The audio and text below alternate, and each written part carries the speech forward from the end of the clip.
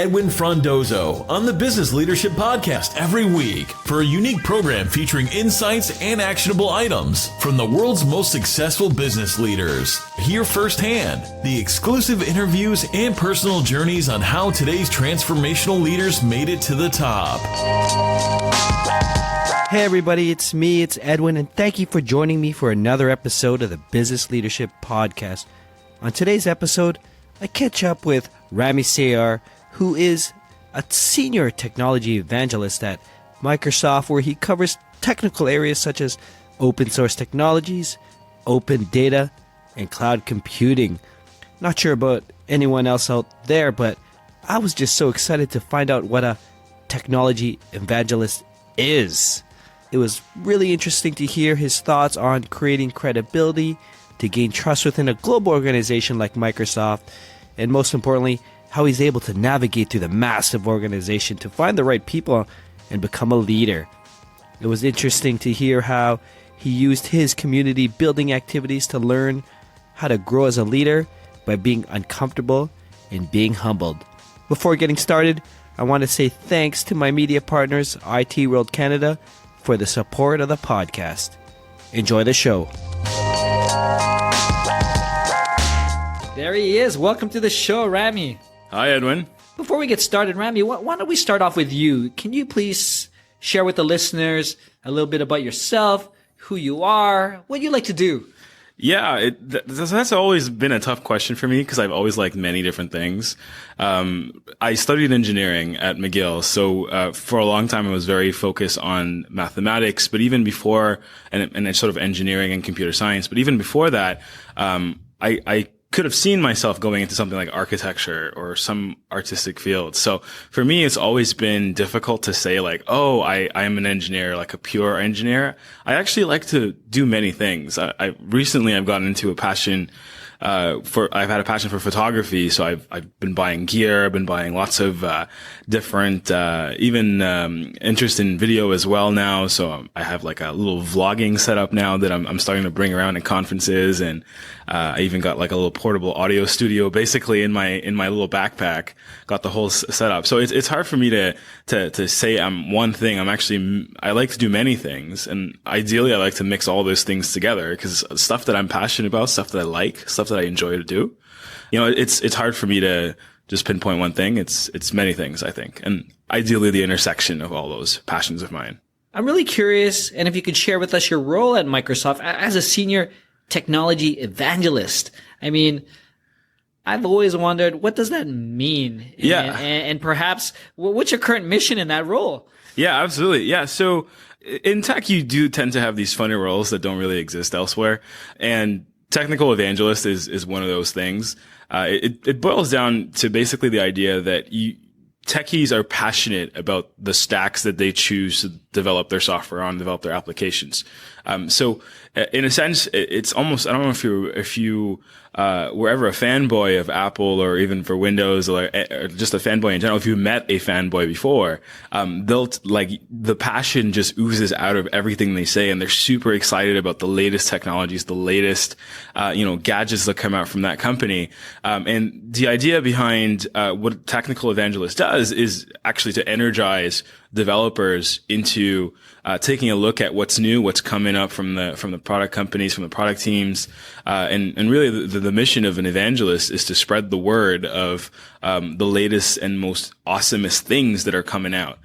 So as part of my job at Microsoft, I focus entirely on web and open source technologies, and what that means is that I am typically working with developers at startups or individual developers or small companies, helping them build really cool technology, typically using web and open source stuff, and helping them make that work on Microsoft, and also sharing what Microsoft is doing in that space with them. So we end up speaking at conferences, hosting events. I've done like courses online, blogging, social media, but at the core, the job is really marrying technology and bringing people together and bringing communities together around these technologies, and helping people actually build cool stuff.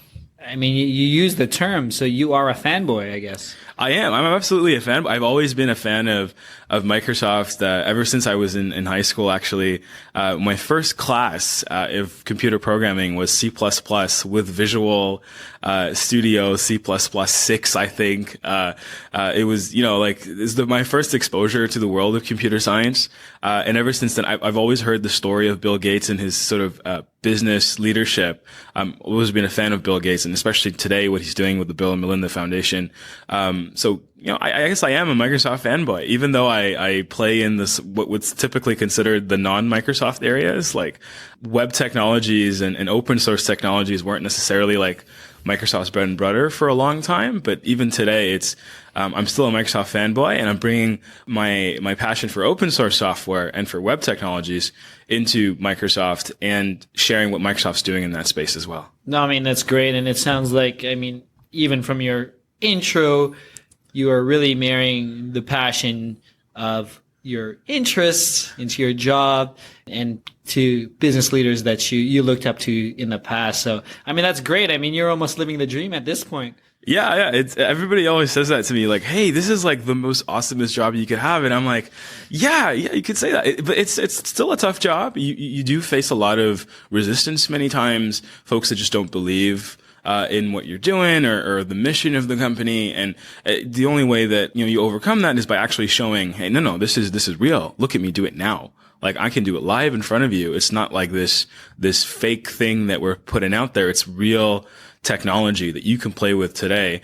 And being at the forefront of technology is sort of part of the role of an evangelist. You're always out there trying to show the cutting edge stuff that's happening, playing with the cutting edge stuff yourself, even playing with preview software that's not available for everybody else.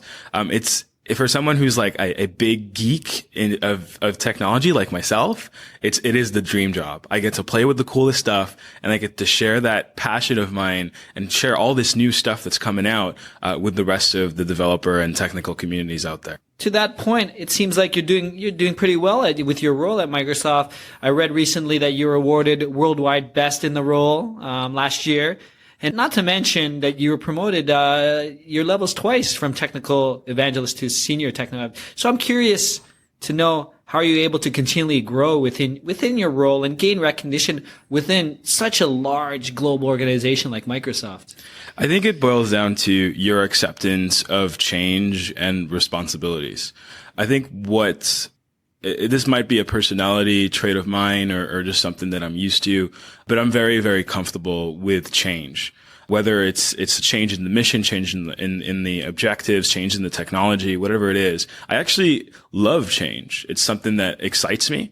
And I can't imagine ever going back into an engineering role where I'm only working on the same product for years. I just can't see myself doing that anymore because it's just not who I am. I like to try out new things.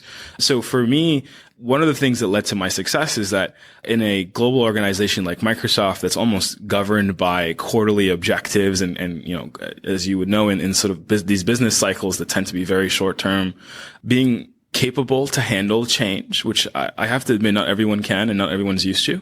And being able to sort of take the charge on new things, take responsibilities, even if it's the complete unknown. I think that's what's helped me in my career to grow and gain more responsibilities and be a senior technical evangelist as opposed to a junior or associate level technical evangelist, or however you want to show the ladder of job responsibilities. Right. No, 100%. And thank you for sharing that. So, I mean, having that change and being that's who your core competencies are, but how are you building yourself now, being that senior technology evangelist, an effective leader within the organization? Or is it mostly outbound work that you're doing at this point? It's always a mixture of both. Evangelism is both introspective and outwards. So when you're looking at the technologies that are coming in from like internally within the product teams, that's great. There's all this stuff they're building, and you want to share that out with the world. But one of the really interesting things about people in my role is that we also have to bring in outside feedback. into the organization and actually make sure that the teams that are, these people don't report to you. They don't necessarily like understand. They might live in a certain bubble, especially at a huge organization like Microsoft. It's almost as if like most of our engineers are sort of in this Redmond bubble.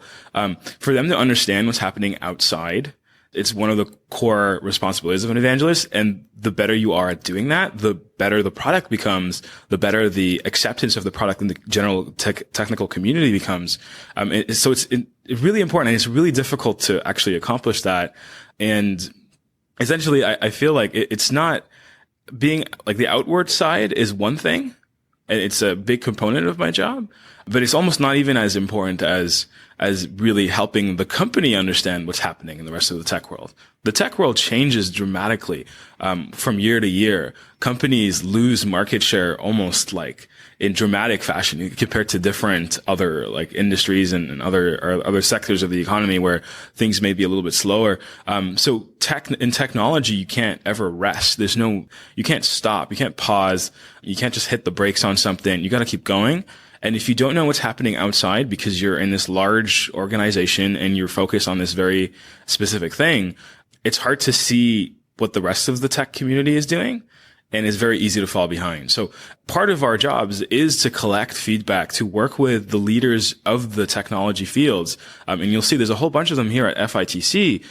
They're speaking about the latest advances that, have nothing to do with Microsoft technology or are barely related to some field that Microsoft operates in.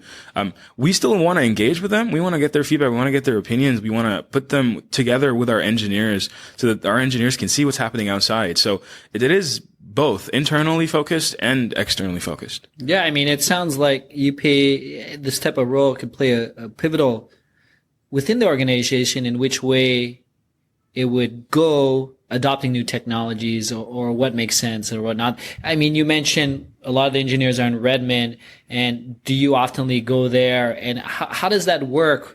If you had an idea or you saw something that maybe we should look at Microsoft to implement. Yeah, absolutely. So I'm actually in Redmond fairly frequently. The way that it works is, in the field, we're collecting feedback. We're collecting bug reports, for example, things that just don't work with our technologies. We're taking a look at what's actually trending, what people are actually focused on. To give you an example, I've been focused entirely on React, which is this, web framework for building web applications that developers use. And for a long time, it wasn't very clear, if React was going to be the dominant framework in the future. And so far it looks like it has been, but I could have told you it will be about a year and a half ago because I had already been talking to some of the leaders in the field and seeing their excitement, seeing how they're speaking about it at conferences, how they're speaking about this technology. So for us, what we've actually done and we had to do is go back to Redmond and say, hey, we need to improve our support for, programming with this framework. We need to do all this stuff. So we talk to the product managers, we make sure that this new thing is on their radar, in terms of like the list of things that they need to get their engineers to work on. And we bring this feedback either directly to the product managers if we know them, if we have a relationship with them. I'm lucky enough to have a relationship with some of the core guys that work on the Node.js support for Azure and for, some of the PMs on the Visual Studio Code team. So for me, I could directly talk to them, but for other evangelists who may not have that relationship yet, there are other official avenues that you can go to within the DX corporate version. So the evangelism team that sits inside Redmond, the corporate version. We're in the field, so we're in Canada. There's also the corporate evangelist team as well. So there are like official and semi-official ways to get this feedback. It boils down to your relationships with the engineers, the product managers, if they trust your opinions, what you've seen in the field. So it can be challenging. And for a lot of folks that are new to evangelism, it's almost like this daunting task. Like, how do you even find who's responsible for this like product, right? Like there's like teams of folks that, are responsible for like very small parts of a product. It's Microsoft's huge. So navigating the organization is definitely a skill that I had to learn actually. And, once I did, it became very easy to implement the change, that I thought needed to be implemented, or at least talk to the folks that might consider these changes, into the products and improve the products for everybody that's out there. And one thing I want to just really ask, because it always fascinates to me, like how a lot of business leaders get to where they are today, how they had to make their change or the transformation. What would you say was your biggest turning point that got you to where you are today? I think for me, it was coming to the realization that your opinions, your ideas, they're worth nothing if you just put them up on a shelf somewhere. No matter how great the idea is, you need to actually go out and speak about it. Whether that's at a conference, whether that's writing a blog post, whether that's writing an email that goes to a broad group of people, whatever it is, you have to actually communicate your ideas. Otherwise, no matter how great they are, they're just going to sit there and no one's going to know about it. No one's going to do anything and nothing's going to happen. So for me, I think the turning point was realizing that I needed to do this for myself. I had ideas and I wanted to communicate them. So I had to almost build a personal brand around myself a little bit. So I started speaking at conferences, just so I can get some recognition. And it's not, perhaps not necessarily recognition is the right word. It's more credibility. That's the word. So you have to build this credibility around yourself before people can accept your ideas, I think. The way that you do that is by sharing. You cannot build credibility just by, having a degree. That's not how it works, especially not in the business world. It might work in academia for you, but not in the business world. To build credibility, you have to share. You have to share your ideas. You have to communicate. You have to be willing to change, your ideas, even in what you think is the right way to do something. So I think when I came to that realization, and I was lucky that I came to it roughly when I was still in university, when I actually became a TA at one point, I was like, oh wow, for me to actually share some of the ideas that I have about programming, I need to actually communicate it. So that was something that it was the point where I sort of realized that, hey, this is something that I need to get good at. I need to, be comfortable talking about my ideas, sharing them, being open to criticism, which is very hard for engineers. Right. I feel like that's just, someone who graduated engineering, you're used to there being only one right answer, which is not true in the real world.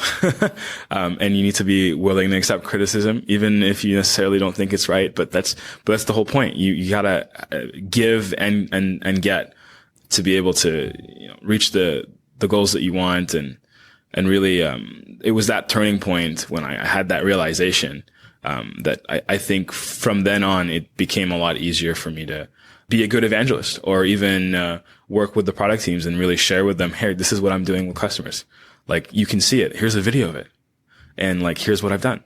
And, this is what they're doing. So you're sharing this stuff. You're communicating it, whether it's, in a blog post, an email, a social media podcast or whatever. It doesn't matter, but you got to share. To the point of personal branding, and sharing and being in that global organization. I mean, I guess that helped you not only build that credibility, it's putting your reputation up. Yeah. And it's putting it right there on the wall for anyone to break down or take apart, right? Especially if you're talking to other engineers. Right. Yeah. And you can't be egotistical about this stuff. Yes, I do put my reputation on the line every time I go up and do a talk at a conference, right? Somebody might, and it's just even in the middle of the conference, stand up and say, this is all wrong. I don't believe in this. This is not my opinion. I don't share this with you. I'm going to yell at you until you get off the stage. There are horror stories like that. I haven't, unfortunately, had that, fortunately, that haven't happened to me yet. But, yes, and you have to be comfortable with that. You have to let go of your ego 100%. Your ego might be the biggest blocking point that you have. And yes, you're going to have to put your reputation on the line. It's called taking risks, and you got to do that. And one thing I found out, Rami, looking into your bio, your website, I mean, it sounds like you're an awesome community leader as well. I mean, thank you for that Thanks. work. But over the last 3 years, you've organized monthly meetups for developers, engineers, interest groups, game developers. But I'm sure this is all really rewarding, but can you share how this experience helps you grow as a leader in business? And maybe we talked about it already within Microsoft. Yeah. I think the biggest thing that running, say, some of these user groups does for me is that it makes me feel uncomfortable and it makes me feel more humble, I think. So those are two things. One, it makes me uncomfortable because, for example, running the Unity game developer group, in Montreal, and it's become a huge group now where I think over 1,000 members on meetup.com that have signed up for it.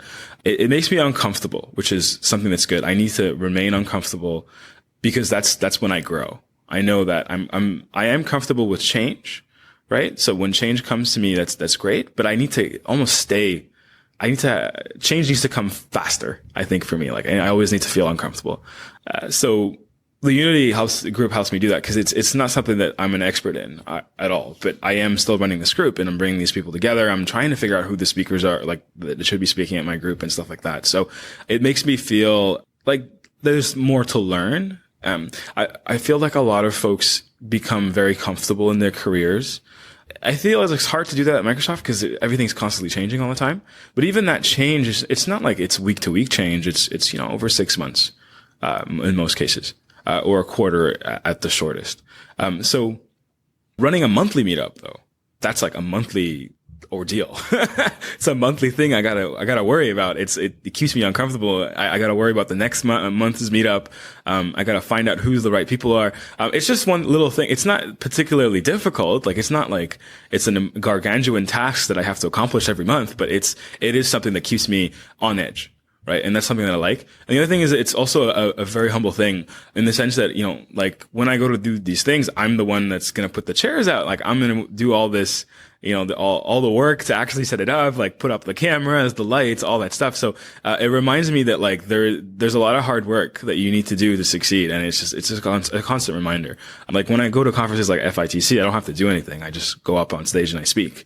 Running the monthly meetup, though, reminds me that, it's just one of the ways that I value hard work a lot. So it's one of the ways that I keep myself, like, working hard. Can you share with us who your biggest influence is when it comes to business leadership? I know you mentioned Bill Gates earlier. Is there anyone else that you look to right now? Yeah, absolutely. I'm very fascinated by Jack Ma. So he's the CEO of Alibaba. He has a fascinating story. I recently read, a book about him, a semi-biography and stuff about Alibaba and Jack Ma in particular.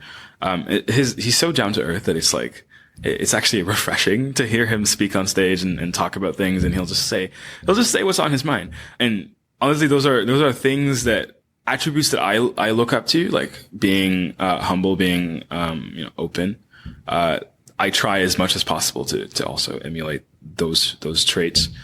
And it can be difficult, though, especially when you're in this, I guess, position where folks are looking at everything that you're saying, and they're going to, if you say the wrong thing, it could be very disastrous. So learning from him, reading that book, looking at, his talks, his speeches, how he approaches interviews, how he approaches talking to his employees, the culture that he's instilling at Alibaba, that's something that's particularly, interesting to me. It's something I'm looking out at, and something I'm very interested in. I don't know how else to say. Well, what's the name of the book? Do you remember? It was called Alibaba, actually. Alibaba, yeah, definitely. I mean, it sounds super interesting. I know Jack Ma. I mean, I've read as much as I can, but I never read this book, so I'm gonna definitely check it out. And I'll post a link as well for the listeners out there who's interested in. Are there any other books that you recently read in terms of business or business leadership? There was one, so I listen to podcasts actually more often than I read. Simply because I'm always, I like that. You like that, yeah. Simply because, like, I don't really have a huge amount of time to read books. There is another book, like, when I read books is basically when I'm in an airplane and there's no Wi-Fi in the airplane. Yeah. Or when I'm on vacation. I don't actually have time to read necessarily, like, 2 hours a day. So I catch up to that by listening to a lot of podcasts. So which podcasts do you listen to? Sure. Actually, Exponent is one of them. Big fan of Exponent. I think Ben Thompson is probably one of the greatest strategy minds in tech right now. Mm-hmm. And besides Exponent, I also listen to Developer Tea. It's this podcast specifically for developers, and it covers both the technical side, like what's coming in the web world, as well as, the personal side of, some developers, or, what it's like to be a developer, and, like, this, the questions and problems that you face as a developer. So less on the technical side, more on the soft skills side as well. So it's a nice mix of both. Those are the two podcasts that I listen to quite frequently, and they're fairly regular. Like Exponent, their podcast is about an hour every week or so, but it's always packed with, like, this, like, really insightful information and stuff like that. The other book that I read recently on vacation about a month ago was Rise of the Machines, Rise of the Robots, I think. That was interesting to me as well. I thought that was very insightful to actually seeing how fast we're going towards this robotic future. I do believe that we are going to have a lot more robots and a lot more machine learning and types of intelligent machines everywhere in society. And I do feel like that's going to happen very quickly. But what Rise of the Robots really convinced me of is that it's actually going to happen a lot faster than I thought it would. No, very cool. Yeah. No, I've heard of that book. It's actually on my list. So, thank you for reminding me that I got to get on to making that time to read as well. But Rami, I'm having a great time learning a lot about you and your growth within your career and how you're leading everything part of that. But before we end, I'd love to get some final thoughts, any observations, specifically, even if you have any actionable recommendations that you can share for any of the future evangelists or fanboys out there that are looking to grow their career. Share. That's the number one thing. Don't be scared to press the publish button. I even have to battle that fear every once in a while. Where I might write a blog post and I'm like, it's not perfect enough. It's, maybe I shouldn't publish it, but honestly, just publish, just share. Whether it's a video, a blog post, a podcast, a tweet, an email. If it makes you feel uncomfortable, that's a good thing. It means that you're learning and you're going on the right track. It's something that's going to challenge you in the future. So definitely share, publish. Oh, you heard it from Rami. So make sure you'll share everything that's on your mind. So to close, Rami, please tell us where we can find more information about you, what you're doing at Microsoft, and perhaps any of the events that you'll be speaking at. Yeah, absolutely. One of the best ways to find out what events I'm speaking at is actually follow me on Twitter. I share all the stuff that I'm going to be speaking at on Twitter. That's generally the first place I go. I'm doing quite a bit of stuff on my website, ramisayar.com. And I'm actually going to be launching a YouTube series soon. So if you wanted to see some of the videos that I've been building over the last month or so, you can find me on YouTube as well and subscribe to the channel. It's not launched yet. There's no videos yet, but might as well subscribe now. And then once the videos start going up, you'll get a notification. And again, thank you so much. I appreciate your time for joining us at the Business Leadership Podcast. Thank you, Edwin. Thank you for listening to the episode. I really enjoyed sitting down with Rami at the recent FITC show where I caught up with him here in Toronto. It was really eye-opening on the type of work he does as a technical evangelist, and really feel great learning what a technology evangelist is. Like I said, what really impressed me was how he is able to bring so many folks together to learn and grow a company. So if you are interested in learning more about Rami, Microsoft, and any of the resources that he mentioned, I have the links on our website, but go directly to the episode by going to thebusinessleadership.com/015. I would love to hear from you, so feel free to reach out directly to me. My email is edwin@thebusinessleadership.com. We are currently surveying our listeners to learn more about you. Please take a few minutes and visit our website and click the survey link found on the homepage. Thank you again, and until next time, Edwin signing off. Thank you for listening to the Business Leadership Podcast at thebusinessleadership.com.